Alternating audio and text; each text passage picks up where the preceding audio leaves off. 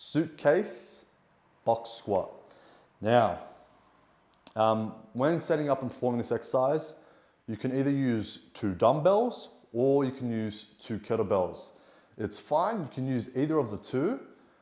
It basically just comes back to whatever you've got available. So if you've got both available, use the kettlebells, but they're all pretty much the same, so that's fine. So I've only got 2 dumbbells, so I'm going to be using that for the demonstration.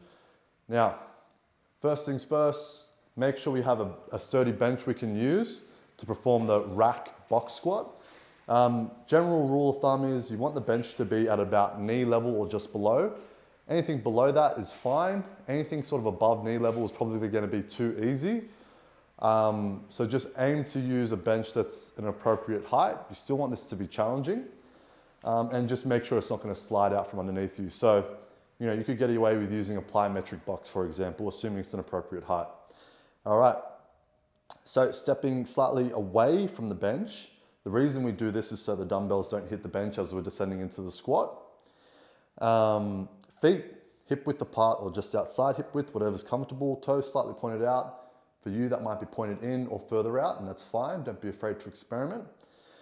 We're going to hold the dumbbells out to the side slightly, conscious of our posture. That way the dumbbells won't crash into our thighs as we're performing the exercise.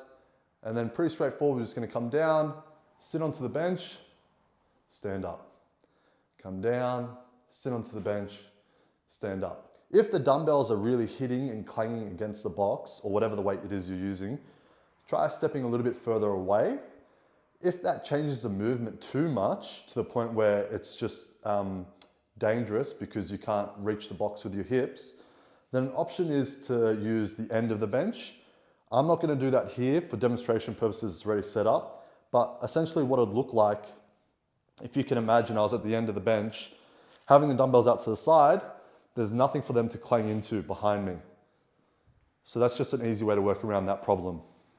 Other than that, you want to focus on control and posture, right? A common mistake is people sort of drop down really quickly and then stand up really quickly. I want to be in control through all ranges of the movement. Control, control, control. Bench, sit down, okay. Rock forward, stand up. Don't use momentum. Control is key, otherwise it defeats the purpose of the exercise.